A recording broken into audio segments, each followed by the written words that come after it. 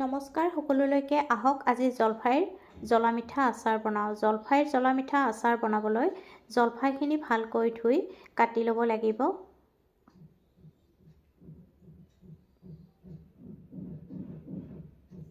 গুড়খিনিও মিহি মিহিকৈ কাটি ল'ব। কেৰাহীত চফ 2 চামুচ শুকানে ভাজি খুন্দি ল'ব।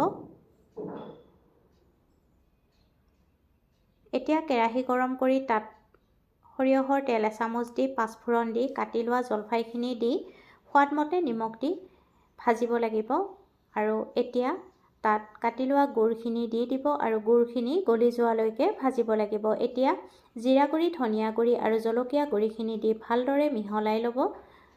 আৰু এতিয়া খুন্দি লোৱা চফৰ গুড়িখিনি দি দিব আৰু ভালদৰে মিহলাই নুমুৱাৰ আগে আগে ভিনেগাৰ অলপমান দি গেছৰ জুই নুমুৱাই থ'ব। আৰু এই আচাৰবিধ আপোনালোকে লগে লগে বনাই খাব পাৰিব আৰু এমাহলৈকে সংৰক্ষণ কৰি ৰাখিব পাৰিব। ৰেচিপিটো ভাল লাগিলে ভিডিঅ'টোত লাইক কৰিব।